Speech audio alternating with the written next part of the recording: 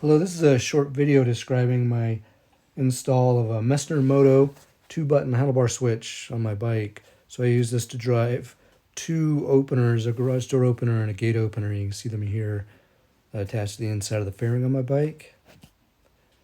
So this goes on a live wire S2 Del Mar. These are out of Sane Motion Moto out of Canada. I think it turned out really nice, looks really good.